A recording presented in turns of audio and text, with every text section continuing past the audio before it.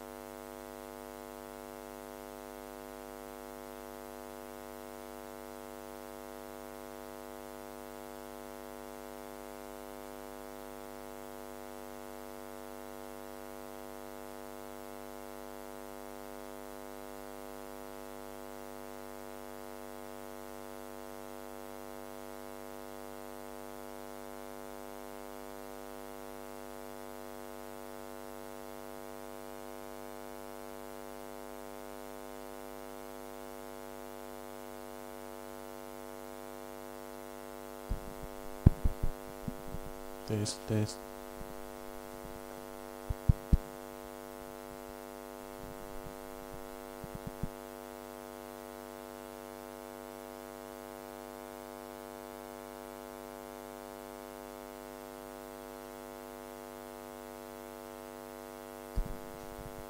1, 2, 3.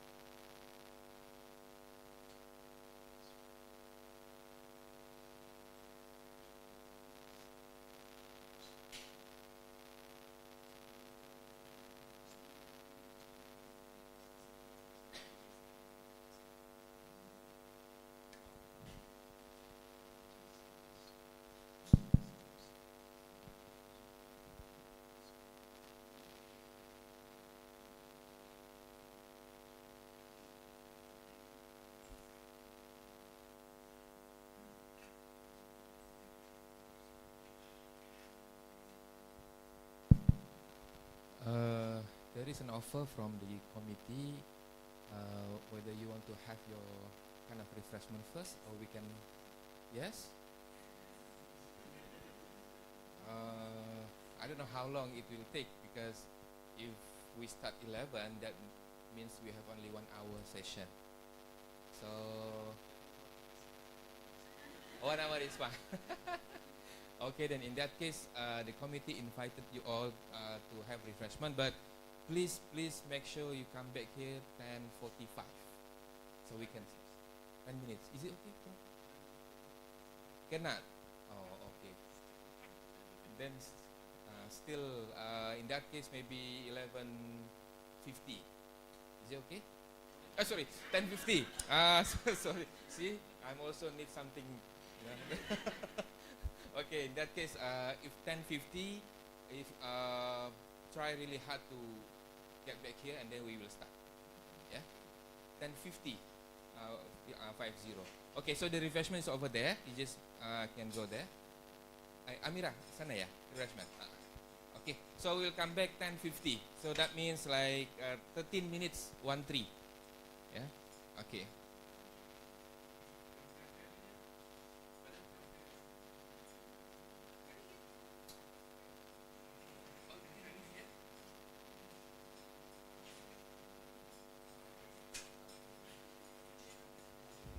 Hello, I'm looking for Putu Disentia.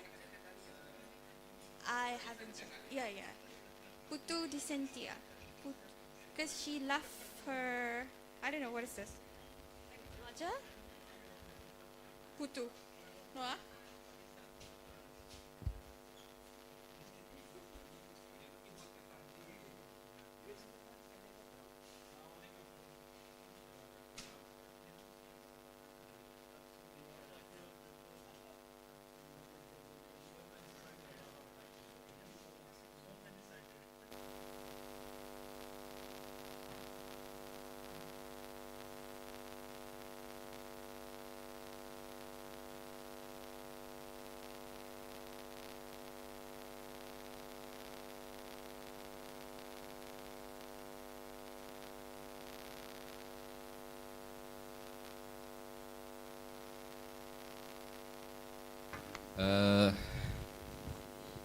Deviating our concentrations to join this very insightful, fruitful, and of course full of knowledge that our speakers here will share with us. And all right, so let me read the what we call this. Okay. These sessions features distinguished editors sharing insight on academic publishing tailored with PhD students and early career researchers. Topics include what editors seek in journal submissions, book proposals, common pitfalls to avoid, strategies to enhance the visibility and impact of academic work, emerging opportunities in Islamic finance, sustainability, and related interdisciplinary fields. So those are among the topics that we will discuss, all right? But we have only, inshallah, a very meaningful 1 hour, okay? This meeting focuses on strategies for impact and visibility, again, common pitfalls, successful criteria, and opportunities in Islamic finance and sustainability. We have 4 distinguished speakers, okay? Everyone knows already Professor Kabir Hassan. He has already been with us for the last 3 days, yeah, Tuesday, Wednesday, and now Thursday. Very well-known professor, especially in the area of Islamic finance. But of course, it doesn't mean that in the area of conventional finance that he is not very well known. He is very well known in finance area. All right, he has been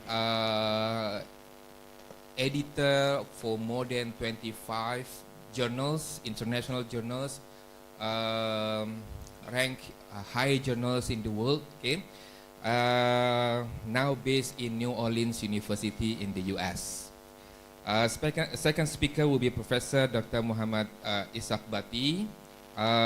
He is with us here in UBD SBE, Alhamdulillah. Also very well-known professor in the area of finance and statistics. and he also currently as an editor for Journal of Statistical Theory and Applications. Okay. And third speaker will be Associate Professor Dr. Nurazlina Abdul Wahab, one of the editor for Journal of Islamic Accounting and Business Research, Emerald-based journal. Associate Professor Dr. Nurazlina now with UUM. And last speaker will be Dr. Ali Heng Chow Zhang. He is from the International Journal of Islamic Finance and Sustainable Development, formerly known as ISRA Journal of Islamic Finance. Okay. All journals here basically not only Scopus but also ABDC and other indexing journals. Yeah. So inshallah we will be listening from our speaker this morning. All right, so I think okay, we may start with Professor Kabir Hassan. Okay, so Prof in front of us here are not only PhD students but also lecturers, yeah, senior lecturers, junior, okay, who are basically wanted to improve their writing skills and also possibilities to be, having index in Scopus, high index in Scopus, or as well as getting published in a very good journals. So, from your experience, Professor Kabir Hassan, what are the most common mistakes authors make when submitting to journals? Maybe you can share with us here, Prof.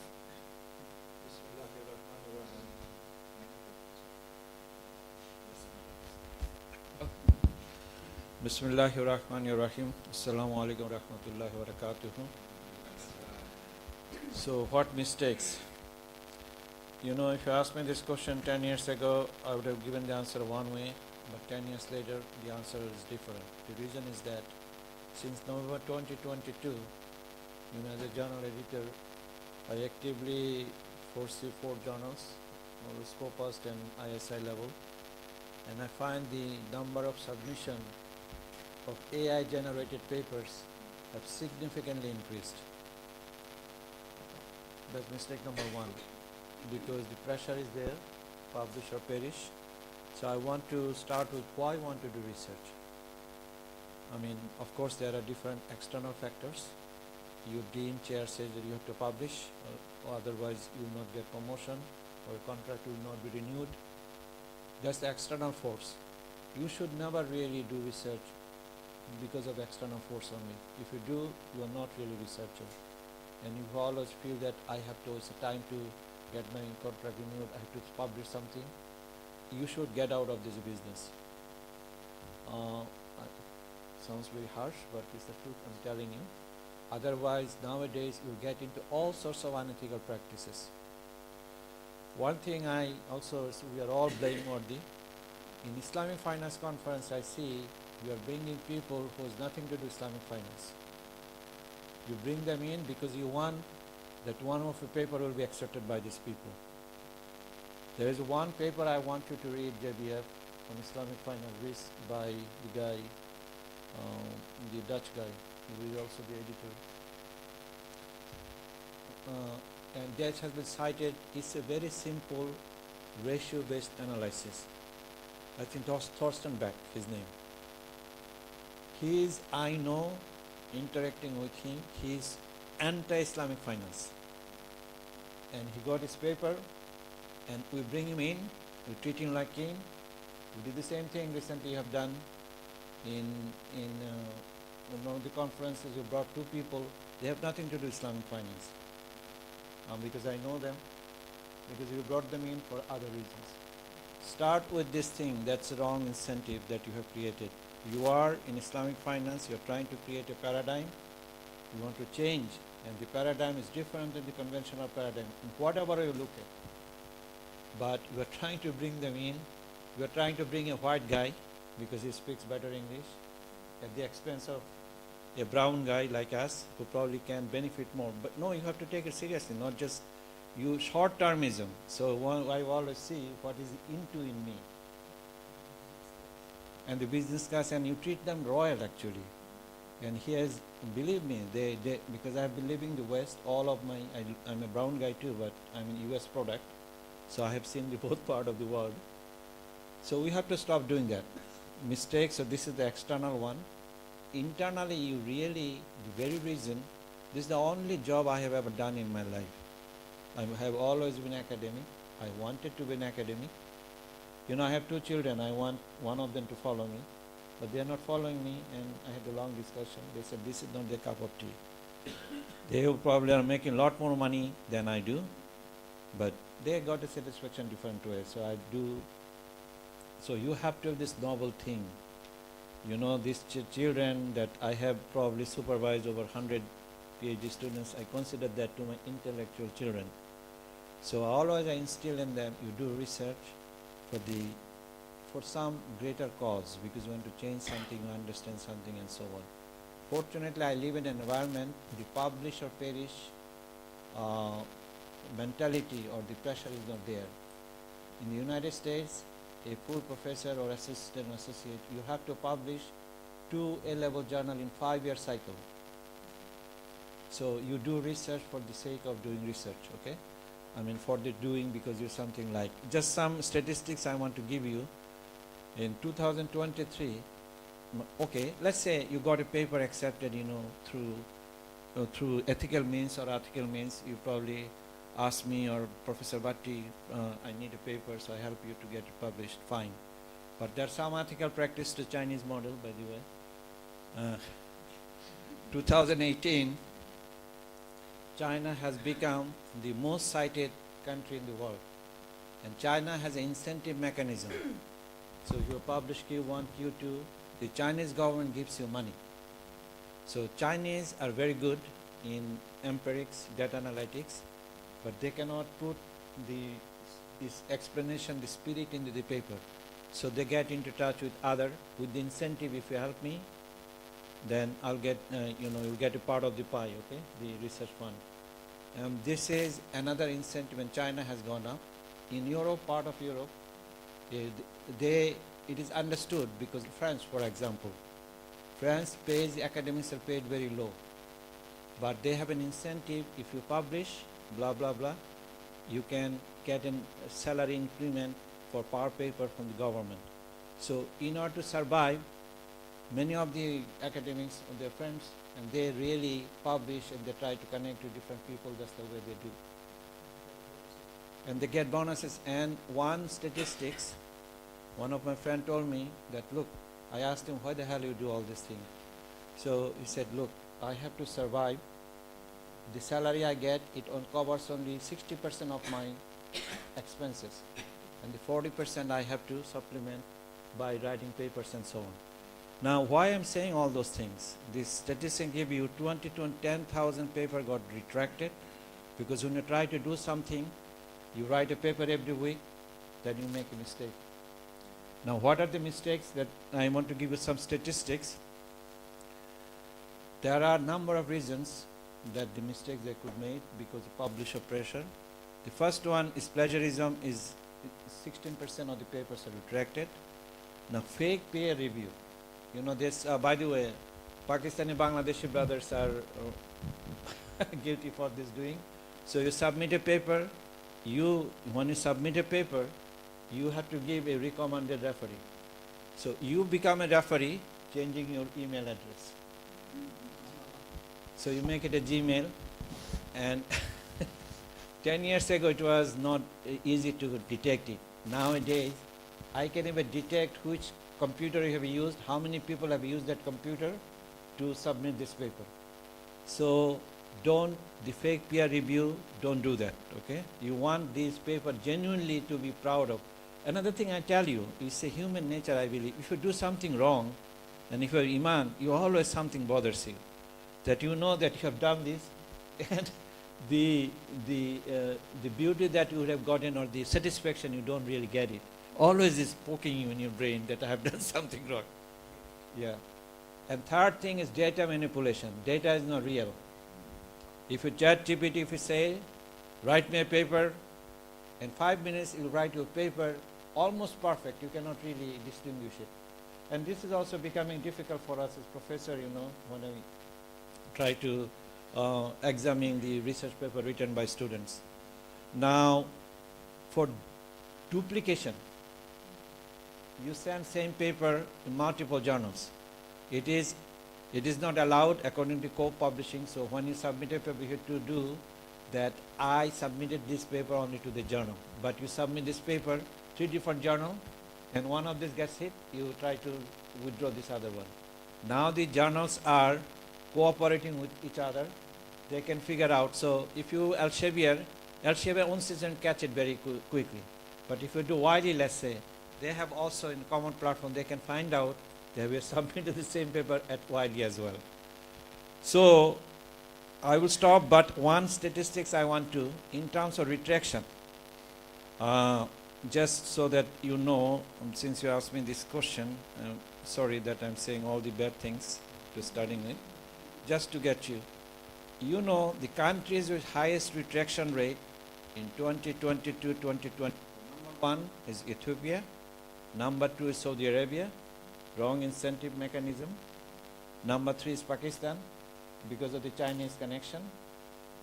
Because a lot of Pakistanis are doing their PhD in China. By the way, you're my brother, I'm just bringing it. So. The 4th one is Egypt. The 4th one is China, 5th one is Egypt, 6th one is Bangladesh, my country of birth. Now, interestingly, if you look at these countries, which are very high retraction rate, it's not really very good, except China, all of them do not have a very high research and development focus, right? Bangladesh is a poor country, Pakistan is a poor country. We used to fight with each other, now we have become brothers here again, you know that, right, recently. So Bangladesh University lag in global ranking, just to give you the Bangladesh figure. 6th in retraction rate in the world. Now, no permanent education, we keep changing. Every government comes in, we change a different education commission, so we do not have a focus which way the country is going. It is also in general the policy makers of this country as well. You have to have a focused policy so that you can follow. And we really need to change our focus. Final, we talk about, right now, a lot of things are happening. This guy, Bugger, came to power in my country, Donald Trump. So the other day I was sitting and he just had a press conference with Netanyahu. He said that he's going to, occupy Gaza. He make this Riviera of Middle East. He's a real estate guy. And where these 2 million people will go? 2 million people he asking to go to the other countries. Egypt, and they are not going to take it. So you see, he is indirectly, this is what Netanyahu government want, depopulate them and occupy them, and there is no two-state solution. So 57 OIC countries, combinedly in research and development, the budget is lower than what is in Israel. And the number of patents, one of the output, how creative they are, in one tiny country has more patent in 1 year than 57 OIC Muslim countries combined. So don't put all the blames on the Jews, okay? We are poor because of Jews. We are poor because of created banking system, it's exploitative. We really need to go back, ask ourselves why, and that knowledge that Europe used to come and get it from us, now we go from there. Right now I have 10 Saudi students. I'm the only guy. I'm not an Islamic finance scholar per se. I'm a converted guy. I love Islam. So I write, a few empirical papers. That doesn't make me an Islamic finance scholar. But there are 10 Saudis right now doing PhD in my university, some sort of Islamic finance. I say, well, why the hell you come here? You go to Egypt, next door neighbor, same language. You know more. You come to Malaysia, come to countries where, those kind of things. So we have to keep our focus back. We have to change our colonial mentality, okay? And we have to love our brothers and sisters. So next time when you invite someone, don't always look for the white guy. Not that white is bad. I'm saying that many cases, 90%, you bring this for appearance sake, perception sake. Don't do that. I will stop here. MashaAllah. Thank you very much, Prof. MashaAllah. It's very, what you call that, mind-blowing informations. Yeah. Now we're going to Prof. Ishak Bati. Prof. Ishak Bati is very well known for the methodological part, which is statistician by train. So, Prof. Ishak Bati, when reviewing submissions, okay, this is from your experience, how do you balance the technical rigor of statistic models with the clarity and practical relevance of the research findings?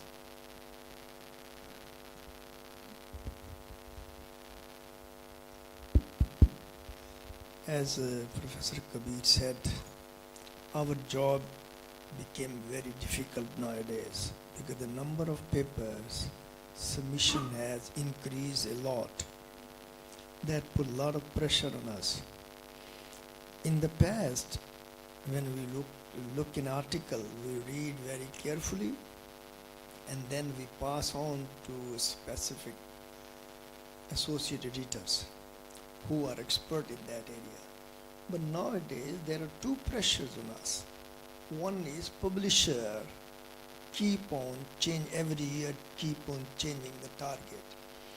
For example, we used to have 4 issues in a 1 year. Now they are asking to increase to 6. Okay, in my journal. Number 1. Number 2, we used to have a 6 article in per issue. Now they are asking us to increase to 10 issues. So the life become very difficult. When we look into, we need to read paper with care, and we look into the research methodology, and particularly when we look into statistical or econometric research methodology, we see whether this methodology is already used in the literature, what new modification has been done in it. And if there is no new modification, just a repetition of panel data, simple regression and interpreting results, we reject the paper. Another thing is, as Professor Kabir Hassan said, the people are submitting papers from Ethiopia, from other part of the world. So when I look into those papers, if it's Ethiopia, I totally reject it, because why I should go back to check again plagiarism? Whenever I check plagiarism, 35%, 40% plagiarism. So it means they are plagiarizing. Therefore, we look for always for a new research methodology which can be implemented, and then empirical work is done on the basis of new methodologies. Thank you. MashaAllah, thank you very much, Professor Ishak Bati. Now we are going to Professor Norazulina, basically continuing what Professor Ishak Bati was saying. So, what advice would you give for early career researchers or PhD students, yeah, to enhance the practical implication of their work, particularly in from your experience in the journal that you have managed, and also in your area, Islamic accounting, business, and finance? Bismillahirrahmanirrahim. Assalamualaikum warahmatullahi wabarakatuh. Thank you very much, Dr. Abdul, for your kind invitation. Before I elaborate further on the question given, I would like to thank you, BD, for inviting me, because initially I didn't know why I was invited, since I am actually very new to this editorialship. I just became the associate editor of Journal of Islamic Accounting and Business Research for 1+ year. But the editor-in-chief basically suggests your name. Yeah. Hudayb, yeah. Okay. So before I answer the question, my intention to be here, before I was thinking to reject the invitation to be here to share whatever I have with this editorialship, my intention to be here is, first is for me to share some, I think a small, I don't know whether it is a success story or not, but for me, for my own career, it is a success one. I hope with my small story, where I started to be involved in this publication journey, I hope it can inspire some of you. Because I know that most of the participants here are master and also PhD students. So actually I started the journey with all this publishing articles only after I enrolled in my PhD studies in IIUM under Institute of Islamic Banking and Finance. During those time, I don't have any idea what publication is, what index is, how to write a high impact journal and etc. But I just tried. So after 2 semesters enrolling in my PhD study, I tried to prepare an article from my research PhD proposal. And when I joined one conference in Nilai, in USIM, University of Science Islam Malaysia, there's one flyer distributed during the conference, and it was the JIABR flyers, because during those time, JIABR is still new, not even indexed by Scopus. So I tried and submit my article to this one particular journal, but at the same time, I also submit the same article, you know, to another journal. I think it's Studies in Economics and Finance. Oh, the other one. Yeah, it's an honest mistake. And only after submitting that that article concurrently to 2 different journals, after that I told my supervisor, and he scolded me. Prof. Abdul Rahim scolded me that you cannot do that. It's wrong to do that, and you'll get punished. Maybe you'll get punished for that. So I took the advice to withdraw one of the journals, and I maintained with Journal of Islamic Accounting and Business Research. So Alhamdulillah, with only submitting research proposal without any empirical results or findings of that particular research, it is accepted, and I'm proudly to say that for my own career, that particular article is among the highest citation that I get so far. Alhamdulillah. So I hope that it can inspire some of you. And from that journey of publishing one article to another article with the same journal, so totally I have actually published more than 5, I think 3 or 5 articles with the same journal, Journal of Islamic Accounting and Business Research during this 10 to 15 years. I'm not the one who published 40 in a year, only 1 or 2 in a year. So after getting involved, experience in publishing, so that is the time where maybe the chief editor and also Prof. Rozaini has seen me and sending the invitation and opportunity for me to become the reviewers first. So a lot of articles being sent after they got the Scopus index, a lot of invitation to be a reviewers of these particular journals been sent to me, and I tried to accept most of them if it is still meet around my areas. And that is the way I think most of you here, especially the PhD students who wants to proceed your career as an academician later, being a review is actually a bonus, something that is very good for you to take up. And one of the other things that is good for us, if you accept the invitation to be a reviewer, it's easier for us to have some of the papers being reviewed, because getting reviewers to review articles, especially for Scopus Index journals, is very struggling. That's why I see yesterday Dr. Prof. Kabir who asking all my academic friends email so that we can be the reviewers of his own journal. So, but being a reviewers of the journal will benefit all of you. So I welcome you. If you are invited to be the reviewers of journal, any journal, especially the Scopus Index one, you will get some a lot of benefits, if I may say, that can actually improve your own skills in writing. Because when you read others' articles, and you know that that article is not good, so you can always compare to yourself whether you are also doing the same right thing or the same wrong things or not. So, and by reviewing the articles, you also will get a new idea of a new article for you to write. So that's among how my publication journey has gone through. And after being all those reviewers, last year I've got the Emirate Literary Award in 2023, and that is where I was invited by Prof. Hudayb to become the associate editor. Just 1+ years. So I don't have very much experience in terms of this editorial. That's why I was hoping that Prof. Kabir especially and Prof. Ishak can help me if there's any question in terms of editorial that I cannot answer. Because Prof. Kabir is also the advisory board member of this particular journal.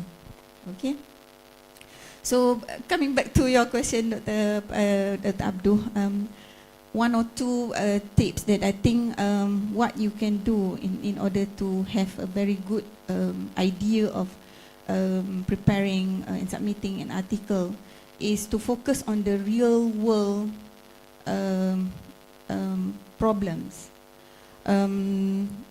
Because when you have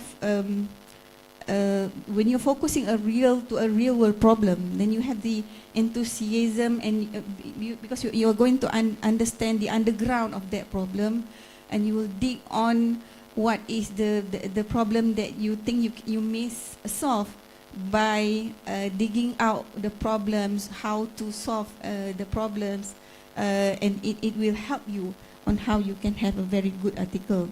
And another thing that I started to also do the same thing for the past few years is for you to have a collaboration, especially with the industrial partners. I just want to share one of my recent research regarding the social protection for paddy farmers.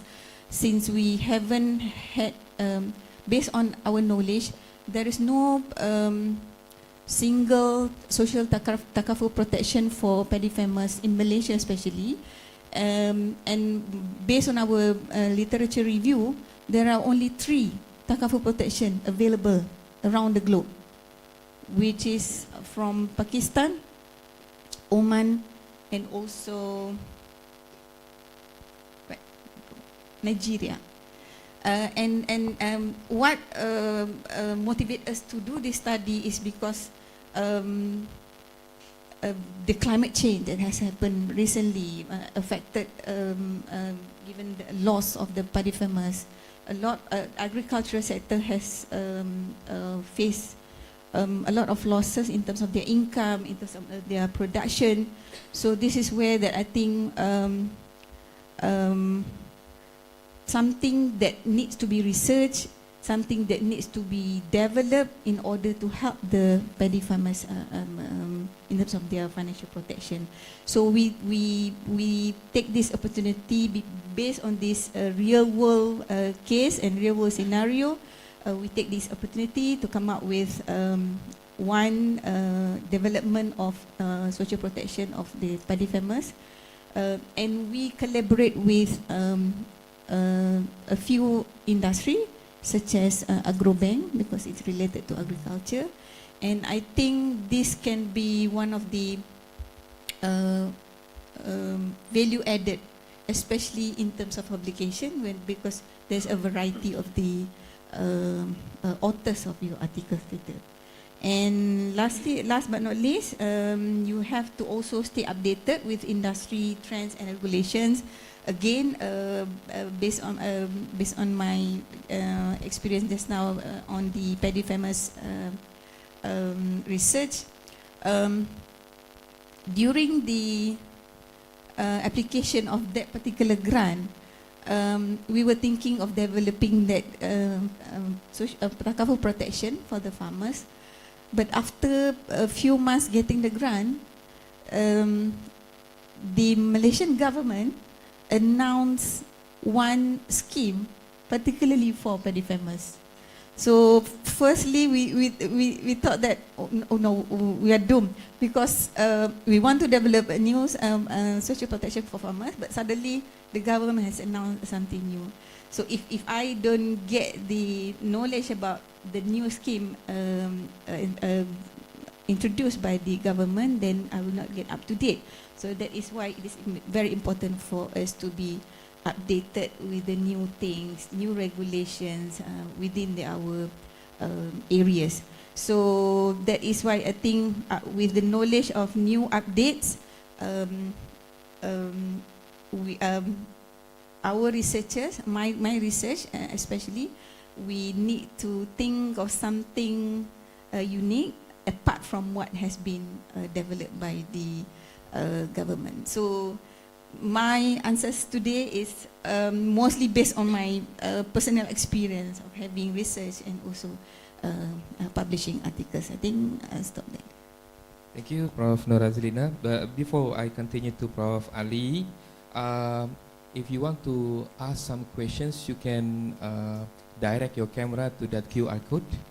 Yeah. So while taking QR code, you can take a picture of Prof. Kabir Hassan as well at the same time. Yeah. It's just exactly behind you, Prof. All right. So please post any questions you want to ask to all the speakers here. So continuing what Prof. Norazilina has already explained, I think next question for Prof. Ali is that what distinguishes a standout paper in your journal based on your experience, especially in terms of innovation, contributions to both academic and practical fields in your journal? Okay, Assalamualaikum warahmatullahi wabarakatuh. Thank you, UBD, for inviting us for this session. And first of all, our journal is a rebranded journal. Okay, so our journal earlier known as Israel International Journal of Islamic Finance. It was Scopus indexed since 2018.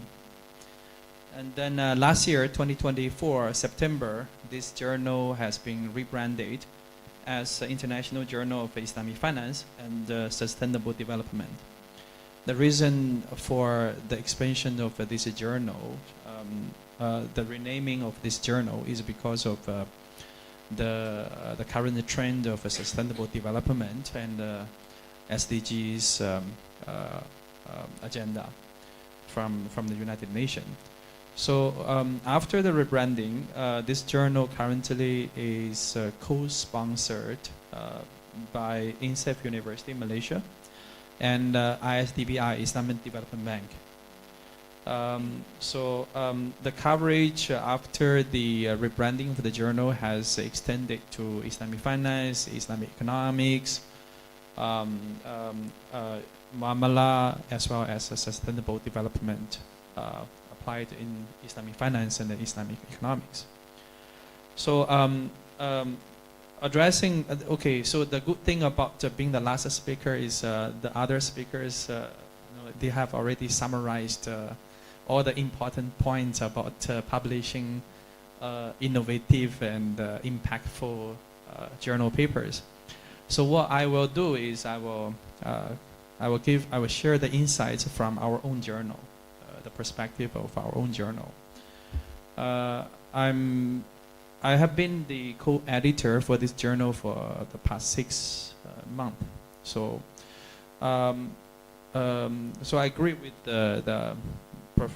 Ishaq, Prof. Kabir, and Dr. Lisa, right? Lina. So we have experienced a dramatic increase of the articles, partially because of most of the university PhD students are required to publish. So talking about innovation and contribution is one of the factor or criteria that general editor will look into for the pre-review or desk rejection stage. From our own journal, we put 10% of a weightage for innovation and a contribution when we are deciding whether the article should be test rejection or proceed to peer review. So we have other considerations, including theoretical framework, whether the article have a sound theoretical framework, which is 10% of the weightage, mathematical rigor, so how sound is the methodology being used, and also we have because the numbers of articles has submitted so many, we also put a lot of weightage on the similarity of the content, as well as the alignment of the research topic to the journal's the scope. So, so first of all, besides we talk about the contribution, I advise the researchers, no matter which journal paper you are submitting, read the requirements first, because different journals they have a different requirement, starting from the scope of a focus, a type of a research paper, and the structure. So the second is to clarify what research topic you are actually doing. Don't assume that when you are submitting your journal paper to a journal editor for pre-review, that they will understood about what you are researching on. Okay, for example, we had one of the recent reviewed paper that I had. The researcher was talking about convergence. Okay, convergence. It is a very general topic. Okay, so what kind of a convergence we are talking about? We're talking about convergence in terms of the inequality, closing the gap, or what? So when I read about the paper, finally at the end of the reading, I understood this is catching up, meaning the developing country are trying to catching up with the developed countries. So the term used in the journal paper needs to be clarified for the editor to easily understood whether the paper align with the research topic. And another one is the scope of the research. For example, our research, our journal focusing on the papers related to Islam banking and finance and Islamic economics. We have received articles on conventional finance and conventional economics. Okay, so for the researcher submitting to this journal and waiting for our the first review decision, it would be much effective for him to read the scope first before waiting after about 4 or 5 months, then receive the feedback that this journal is not aligning with our research scope.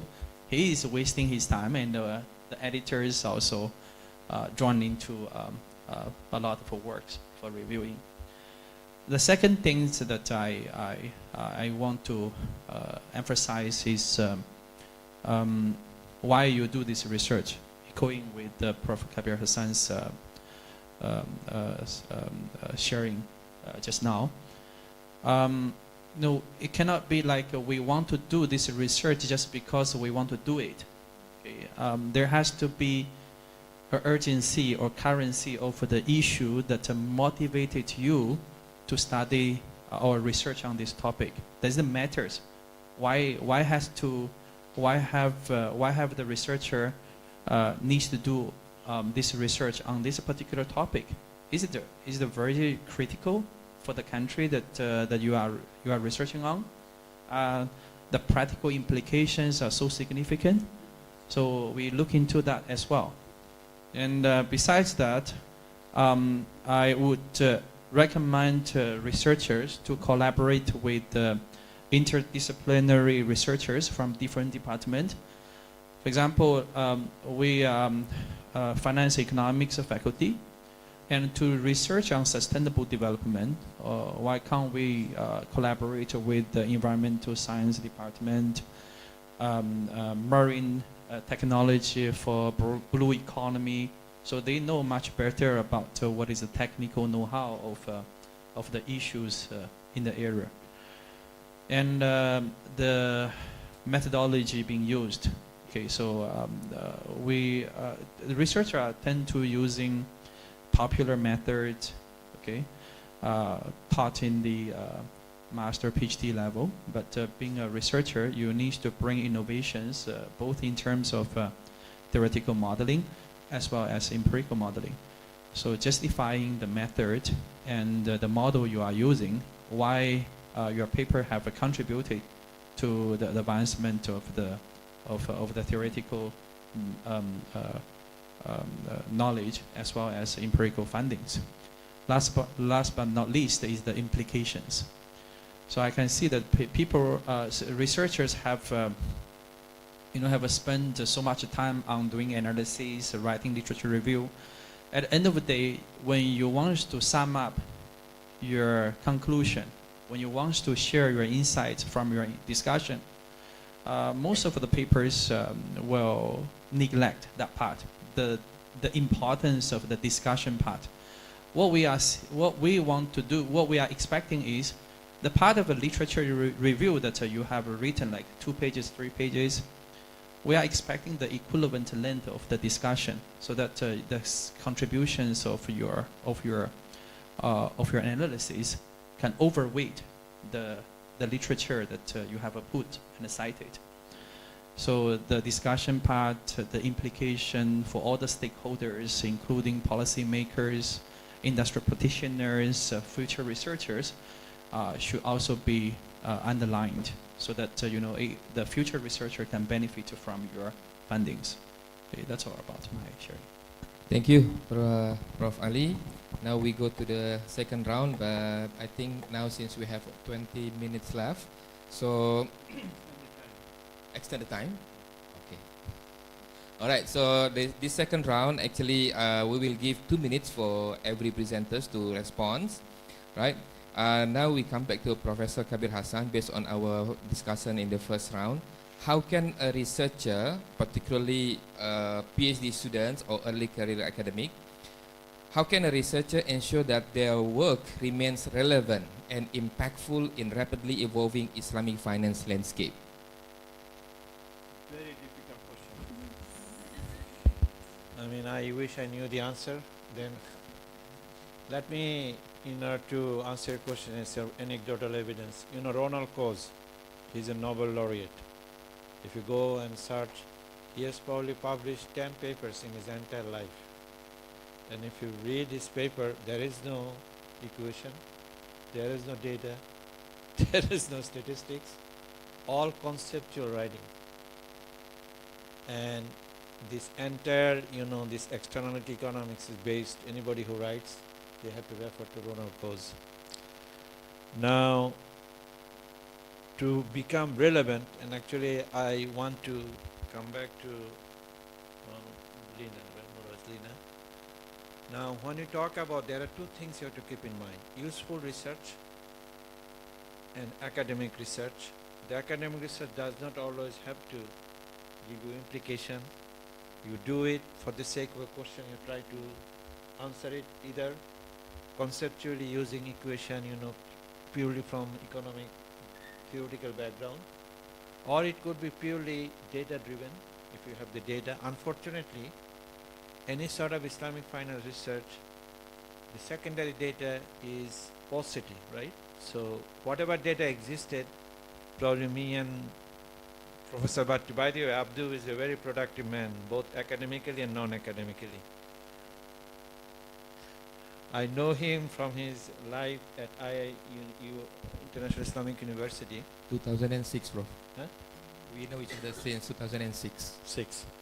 So he's a very productive man. He writes, when I'm talking about this research, if you are targeting top journal, you have to do a research in a way. And I would not advise you to target Islamic finance research with the top journal, because the top journal has their paradigm. You start with to tell that the riba-free banking is better than conventional banking, and you have gone through all the techniques and everything that you have learned, you send it to JBF. If editor or somebody catches your eyes, he will hook you up and will try to give you revision, but at the end of the day, you have to say there is no difference. But you want to tell there is a difference. But you need a JBF, so you sell your soul indirectly. Publishing, any other business, these big publishing houses, you do your research, somebody is paying for it, you submit your paper, you pay submission fee, it can be rejected in 10 minutes or a week. And I'm not talking about peltry of money, it's like anyhow we did 200, 300. You do one day, yeah, mine go to 3 hours to 7 days, my experience. So what point I'm trying to make, so when you do this, let's say you are lucky, it goes to the 2 or 3 round of review. Some journals require you to submit additional resubmission fee, but most of the journals don't. So they are making money from the submission fee, resubmission fee, and finally gets it accepted. Then they'll try to push you open access. And you, transfer your copyright, your own intellectual product, you transfer it to the journal, and journal is selling your intellectual product and making money out of you.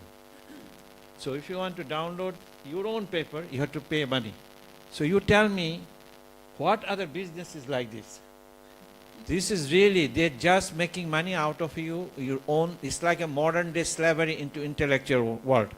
So a lot of, the academics don't think out of the box. They're saying that no, we have to make open access. We really need to get out of this journals, grab on you, because, and if you're from a third world country and if you do Islamic finance, you don't have the money, because many of you even don't make this $300 per month salary. Now, Islamic finance, they don't understand, they think it's a fad. So point that Nurazlan is saying that do useful research Islamic finance, because it came to solve problem. Even if you send it to Ali's journal, Ali is also, what is the academic here? But not everything is academic, right? It could be an action-oriented research. Sometimes we editors, the Islamic finance one, forget that part. Not everything is data-driven. Because of data is not there, so we generate data, primary data. 90% survey-based. Survey, you can speak whatever story you want to tell, right? If you design the survey that way. So you really cannot tell the whole truth, entire truth with the survey. And nowadays with AI can do a better job than running your own survey. So you really need to separate what is your objective. Another thing I would say, this part of the world, that incentive PhD students have to publish to scoop up journal before they get a PhD. That is a wrong incentive. You really kill this one, but there is a multiple things I can tell you over the years, and I have visited some program, analyzed it. That really starts these unethical practices to begin with. Because you do not know research, you're learning it. How do you expect to publish a paper in a Scopus-based journal? So most of the time, your supervisor makes you, slave labor, make you work, and ultimately gets the publication with your own thing. I think that model is subconsciously working in this part. Sorry, I'm telling my truth, that my experience, what I feel, that what is going on. So my, advice to 2 or 3 universities, I visited Malaysia, I said that stop doing that. Because otherwise you get hooked up, 3 or 4 years, 5 years, because you don't have Scopus, you don't get your publication out. So impactful research, only God knows. 1%, I have published a number of papers. If you ask me, are you proud of every paper you have written? The answer is no. 90% of the paper I'm not proud of. Because I'm writing this paper because it's out of PhD thesis, and I'm wearing 2 hats in the United States. There is Islamic finance program, but I do Islamic finance out of my art inside, and 90% of my research is conventional, so I have to publish them. Data-driven, this kind of things Professor Bhatti was talking about, what an ideal paper should, also Ali was mentioning. You have to do this, but I'm not really proud. The papers that I'm proud is Islamic finance paper, and they are not really cited, well cited like the conventional one. Because the conventional space is also very big, right? So you cite my paper, I cite your paper, so that's the way it goes. So we have a lack of solid researcher in the field of Islamic finance. You really learn the tools very well. As Professor Bhatti says, you'll be a good writer. It's a gift. You have to go to computer data analytics. It's a gift. This is the minimum you should learn in order to have the tools, and that will, paper or 2 or 3 papers probably you write, and that will make you immortal. And that's the way it goes. And try to learn from the biggies. You know, I'm talking about read the life of some of the Nobel laureates, the dedication they have to the field, they stick to it. Eventually, it will be recognized, even not in this world, the hereafter, Allah will give you reward because you tried your best to be the best you could be. Thank you very much, Prof. Well, I think here also we have that kind of conditions for PhD students. I mean, before you can be graduated, one of the requirement is that you have to be able either to publish or get the acceptance letter from the journals.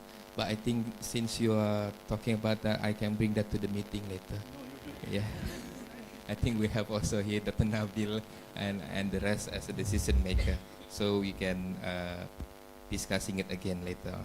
All right, now we go to Professor Ishaq Bhatti as an editor in the Journal of Statistics, heavily involved with statistical methods. From your opinion, Professor Ishaq Bhatti, what key statistical methodologies do you think are currently underutilized in interdisciplinary research, particularly Islamic finance and sustainability? Thank you. Very interesting question. When I publish in Islamic finance articles, so I use Kapula, bivariate, multivariate, wine Kapula distribution approach. So this is one which highly sell my area. The other methodology which I use is extreme value distribution, ETV. And also with Dr. Gauss, we use wavelet and few other, we try to modify, bring new technology in it, and so new models, build new things so that they look attractive. But these papers appear in A-level journals. Nowadays, Pacific Basin, JBF, Journal of Corporate Finance, they are also publishing article in Islamic finance if research methodology is a proper new research methodology is used and results are appealing. So these top journals now, even I have seen one article in review of economic and finance as well. They are all A-level journals where you can see new ideas coming up in Islamic finance and people do accept. But they are basically, these ideas are generated using data analytics tools, statistical methodology. When you apply those statistical methodology into Islamic finance data set, like for example OIC country versus non-OIC country, still it will go not in A journal, at least in B-level journal, Q1 journal, Q2 journal. So you're going to publish. Thank you. MashaAllah. Anybody know how to spell copula? What's copula just now, bro? Velvet, all those things. Later, we still have Professor Ishaq Bhatti until years here. So those who are in UBDSBE, you can still go and disturb Prof in his office, asking about all those methods.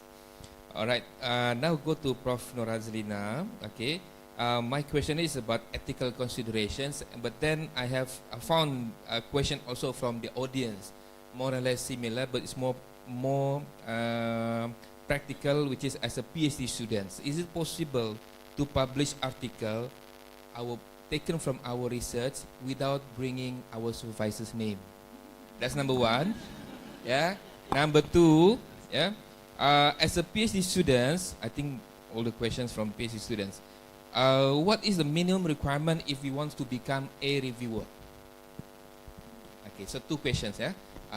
Try in 2 minutes. Okay, thank you very much for the question. I think the promotion of to be the reviewer just now is successful, since some of you have asked questions of how to become a reviewer. For the first question on whether it is okay to ethical. Without your supervisor. By right, because I am a supervisor. By right, your supervisor has the right. Should I say that? Supervisor does not have the right. Okay. Well, Yeah, of course. can I just Because jump in? when you're preparing a proposal, you consulting your supervisors of preparing. Yeah, the idea also, if not all, some of them may come from your supervisor. That's why I said it's a right. Yes, some of But them. Prof. Kabir may not be agree with me. You can. No, actually, just take 20 seconds of your time. You know, It's okay. Take all. in Yeah, please, 20 seconds, bro. in the South Asian or outside North American conclave, the most of the PhDs are research based. So you basically 3-year program or 4-year, 90% of your time you spend on research. So in that case, you really need to work very closely with your supervisor. So it's a co-creation. So legitimately, the supervisor can be a co-author. That's not a problem. But the conclave that I'm coming from, even not in Australia, it's in the North American, that you out of your PhD program, 75% of the program, you are a student. You are taking classes, learning and all this stuff. So you learn or expand your skill set. And 25% you write your research. So I'll give you the tool. You have to come up with your own idea. And 90% cases that you come up with your own idea. And if, let's say, out of courtesy, since you are working with Professor Bhatti, me, so you want to include me as a hiba. It's not necessary. Yeah. So in that case, that's all right too. I mean, Yeah. one is, but what is happening here, it is by coercion sometimes I feel. I'm a supervisor. Not only that, I have to be in the paper, I have to be the first one in many cases. Okay. You know, I don't this, agree with that. no, Okay. in some cases, you probably see what I'm talking about. So that incentive is not really right, okay? But again, because of the structured program, it is more common here than in North America where I'm coming from, okay? Another point, you're talking about the reviewer. Believe me, looking always for reviewer. But what is happening, the problem right now, is they accept, let's say I send a paper, Abdul says, I accept, and Abdul forgets about it because he's very busy with worldly things, right? So 3 months later, so we are looking for a reviewer who will be timely, who will actually read the paper. In the Emerald Journal, she's talking about, so you have a series of questions. 50% of the reviewers say yes, no, those, and that is really not meaningful to me, right? So I do not want this type of reviewer. I want actually read, write something very meaningful, and that is also ethical behavior. Talking about ethics, you have to really, when you accept the ethics, so that ethics you have to maintain. I'm going to read the paper. I have to really honestly feel what I feel about this paper. If you do that, you become an excellent reviewer. I have to not only that, because of this reason, because we need a minimum 2 in my journal, I get one of them yes, no, then I have to find another one, because who is going to do, because I really need to get a good reviewer. And good reviewer is really small, and we do not pay you to review, by the way, right? So it is a voluntary time that you're getting.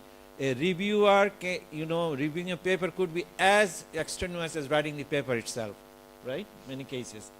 So please, when you decide to do this, do a good job. If you think that you can, don't accept it. And we are having this problem a lot, right? They do not respond, then you have to run after the reviewer, because if you start the process again, then you are 3 months behind.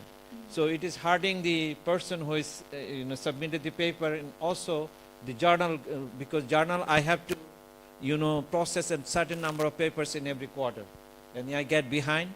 So this keep in mind actually, and Nurazlina, me, everyone is, I think one of our big duty probably is finding good reviewers, right? We always look for it, and that could be a learning curve too. In the United States, in the PhD program, on any seminar class that we do, we encourage them to write a paper, they're on their own, and also we make them review papers. We teach them how to review papers. So the training, you could also incorporate the classes that you teach. Sorry, I took your all. Thank you very much for helping me, Prof. This maybe 10 seconds to answer the next question. How do we select reviewers? Yeah. I am very generous. Please. Usually we will just look for your previous write-up or previous publication, so that your area will match with the article that we want to send for review. That's the main requirement that usually we look for a review. Thank you. Thank you, Prof. Razila. And next to Professor Ali. Again, I have similar questions here, and from the audience with regard to the tools. Yeah. So here, the audience are specifically to you. Do you see the use of artificial intelligence in reviewing peer-reviewed article is a good thing? Number one, and number two, still AI. Do you think using AI in reviewing previous studies? Oh, so similar question from two different person. Using AI to review. As a reviewer or as editor? As a reviewer. I'm not sure. Maybe you as editor, you got reviewer that review using the AI. Okay, so first of all, at this moment, I'm not handling the reviewers. I'm doing this pre-review session, which is desk rejection stage. So to be honest with you, we have, because of the quality of the reviewers we are having, very limited, as Prof. Kabir Hassan had mentioned. So our journal, we are different from the other journal as far as I know, because the editors are taking a huge responsibility from the desk rejection stage, where we read line by line before passing to the reviewers. So our pre-review comment will be very extensive, covering from all about 11 or 12 elements of the criteria that we have put for pre-review. So one of the criteria is the AI. Okay, no matter it is editor's job or the author's job. So we really have a headache for authors using AI. At the same time, as an editor, we use AI to counter-check our comment, but we do not use AI to decide whether the paper should be rejected or not. So it is not fair for rejecting the paper to depending wholly on the AI's output. So some things are good for AI to give us insight. For example, like whether the language used are academic. Whether, especially there's one tool, what was the name of the AI tool? Not Grammarly.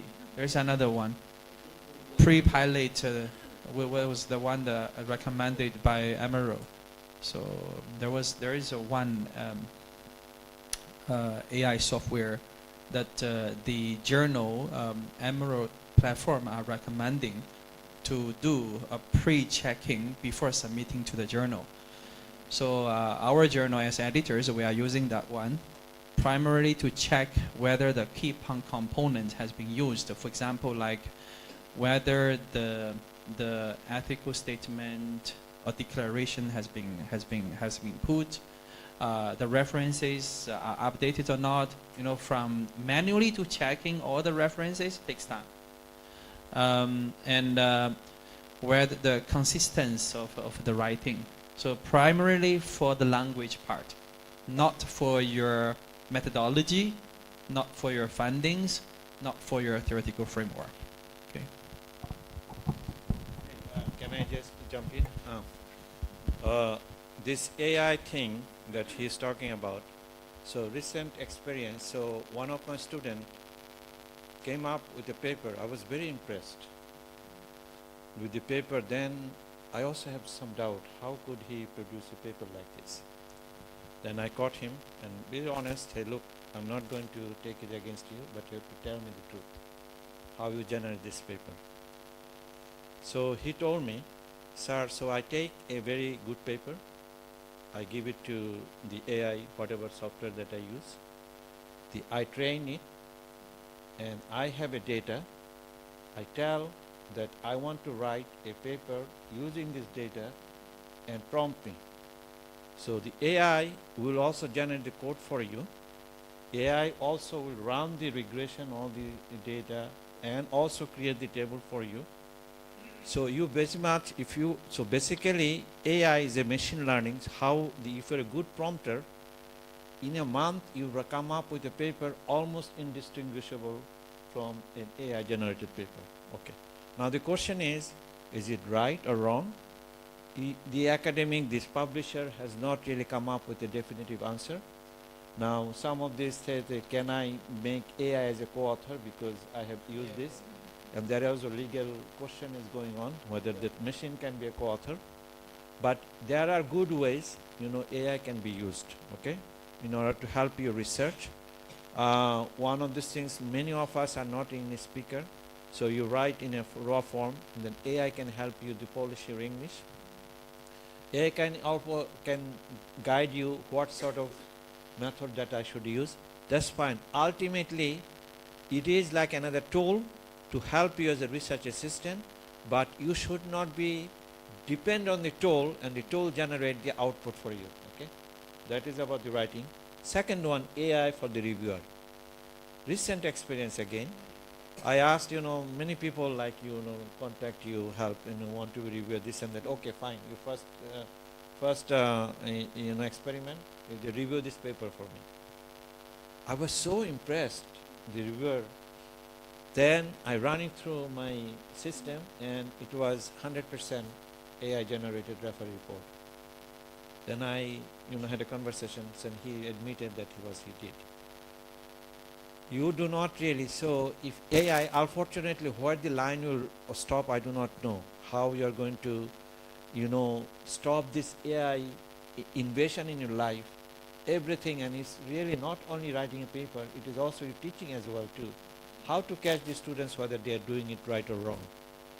There are some researchers I know, they will never use AI. They will say, no, I want to use my own thought process because it corrupts me if I want to use. So there is a fine line, and I'm sure every research methodology class, there has to be a component of the use of AI. Use AI, but you should not let AI control your thought process, your research, and so on. And by the way, every journal has instituted their AI software. Before even comes it, in your case you do all the dirty work. By the way, he's good. He's referring to my paper. Actually, he's right. What's talking about the paper. So, but he's like another AI machine. Now this same job will be done by AI for the most of the top journals. And when a paper is submitted, as an editor, I see what is the percentage similarity, like a plagiarism. There's another percentage they come up with. It's a combination of not only language similarity, idea similarity, and that index is more important than plagiarism itself. I cannot explain the metrics, but the metrics, they tell us that use this metrics could tell you the originality of this research. So you have to be extra careful nowadays. As I asked, 10 years ago, if you asked me the question, different.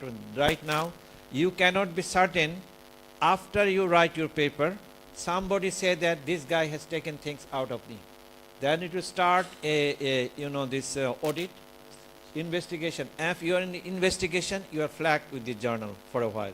So you are really ruining your career. So you have to be more careful nowadays than 10 years ago. Sorry. Yeah. Dr. Abdul, if I may add 10 seconds. to the previous question about supervisor as a code just now, because I don't want them to misunderstood me when I say I have the right to. No, not me. The supervisor has the right. They have the right if they contribute. Okay, but if you think that the supervisor has no contribution at all, even not giving you any idea, even don't even check your article, then I don't think your supervisor deserves the right to be in the team. And luckily in our university, we don't make it compulsory for supervisors to be in the team of the article. Alhamdulillah. Thank you. Well noted. Prof, you want to add something? Yeah, I think nowadays there is a statement in every journal, most of the journals, stating what percentage of AI contents you have used. So when you're doing ethical verification that you haven't done this, so there will be one statement. So good thing is to write footnote that you have used for the language testing, maybe this much portion. So you should be very honest in doing that. The editor get impressed that this guy, this author is very honest. He has declaring himself that he used what percentage of AI contents. Thank you. Thank you very much. So, By the way, it is not only that what are you, in every Elsevier I can tell you, when you submit, it's a statement that tells it, did you use AI in any part of your research? Yes or no, you have to say it. And it will become a very standard in many of these. One last thing about data, big data analytics, my brother Isaac, what he does. He's a statistician, right, by training. So Coppola and all this connected. I have done some of this research. You know, you have to be careful with this type of research. And I have investigated how come a few authors I have personally did a research. How come they come up with so many papers in such a short period of time? Now, if I look at the background, I can say because he comes with statistical background, he understands in the DNA. But a person who comes with a soft background and using all this high-tech statistical technique, yeah, and I sometimes, then I found out you can find all this code in the internet, okay? Or AI can give you. The problem that you have, if you read this paper, let's say it's a well-crafted, genuine paper, after reading the paper, you ask yourself, what is economics here? What is finance here? There is no economics, there is no finance. You have a data, you have a technique. So don't try to be driven by technique-driven paper either. You have to have a story, and Islamic finance is even more dangerous because we do not have a secondary data. In order to run this type of analysis, you have to very high frequency, long time series data in order to do this. And it is not really possible unless you pay high dollar, some of the data from, the Refinitiv that has been bought by Think. Is very expensive, so you have to keep this in mind. You do technical research, fine, I'm not against it, but don't try to fit with Islamic finance because you do not have this high secondary level of data on different things because it's a growing industry. Another thing is that the Islamic finance is very non-transparent. They don't want to share data. Let's say you want to study the Islamic banking, actually this short-term rate, go to Malaysian Central Bank, they will not share data with you. But in the United States, it's open to everyone. So that is non-transparency is also a big issue. So you want to do certain, because they don't want to get criticized. Without criticism, how we are going to grow? West, find its own solution because they are given the thought process open. Think outside the box, why it is not working, then you come up with a solution. Sorry, I've been... Yeah, no problem. Still morning. Because you're my friend. Yeah. Yeah, just 1 second. The more criticism mean the return, expected return on portfolio for that particular company decline. That's why they don't want to see any criticism. Right. So we basically we have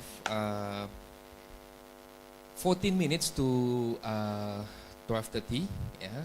But one of the speaker has other things to do, so I think we will. I have one more question. The rest of the questions is about AI, ChatGPT, all the things which I think we know the opinion of the speakers with regard to all of that. But there is one question which I think important to know for audience here, or mostly PhD students, master students. But I want all the speakers answer only one word. One word only. That will guarantee 1 second. Yeah? All right. Each of you share one reason why submissions rejected. All right. So start from Ali. Yeah, you doing desk rejection, right? So why? One only, one word. Scope The doesn't scope. align with the Okay, the so journal's you can take note, focus. Scope. Okay, guys, huh? Poor. Poor. Poor quality. Prof. Writing. Prof. Or abstract writing. Okay, so you take note, yeah. So scope, quality, writing, and Prof look at the abstract directly. All right, so I think that is something that all of us can take home and then think about it. Yeah, when we write the paper. Okay, because we have all speakers here in the Scopus Index, ISI Index, as well as ABDC. All of you ABDC, right? Basically the journals. Yeah, so ABDC journals. Okay, so I think that's all for the today's sessions, and taking picture after this will be led by someone, maybe Dr. Amira or someone. All right. But then we would like to express our gratitude to all the speakers here, and there will be some. Okay, you will announce. Yeah. Okay. Dr. Amira. Yeah, Dr. Amira. Thank you very much, Dr. Abdul. So, ladies and gentlemen, we have now come to the end of our panel discussion. We extend our sincere appreciation to our esteemed panelists for sharing their valuable insight and perspective. So, as a token of gratitude, we would like to invite Associate Professor Dr. Haji Muhammad Abdul to present the token of appreciation to our distinguished panelists, followed by a photo session. So may we first invite Professor Dr. Muhammad Kabir Hassan, editors from International Journal of Islamic and Middle Eastern Finance and Management.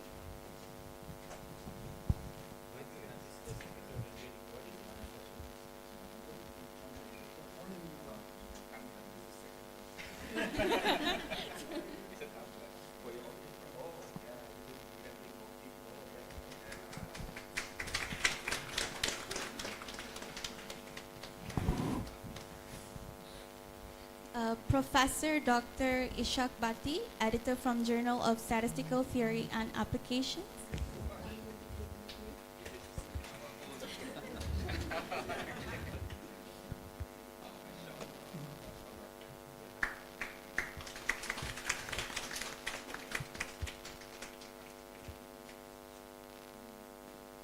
Associate Professor Dr. Nur Azlina Abdul Wahab, Associate Editor of Journal of Islamic Accounting and Business Research.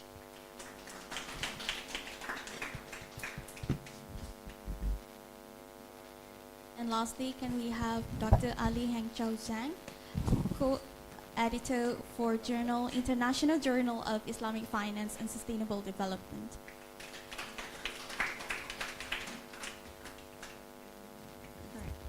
So, ladies and gentlemen, we have now come to the end of our today's events. On behalf of the organizing committee, Cameraman, Mr. Cameraman. the photo session. We would like to thank all esteemed guests, participants, and audience for joining us today. So we hope you all enjoyed the event, and we look forward to seeing everyone again in the next event. Wabillahi taufiq wal hidayah. Wassalamu alaikum warahmatullahi wabarakatuh.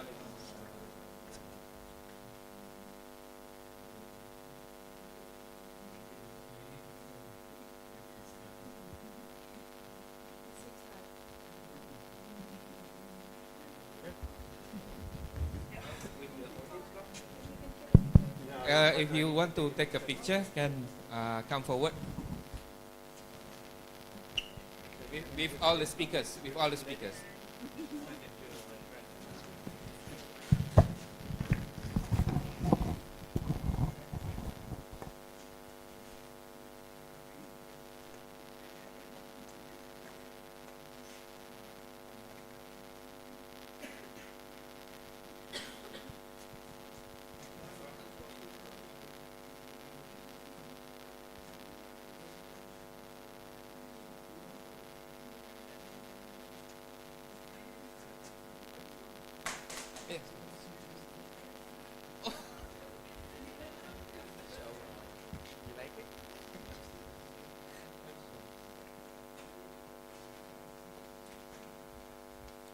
Okay, if you want to take a picture with Prof. Ishak Bati, Prof. Kabir Hassan, and Ali, and where's Ka Azlina just now?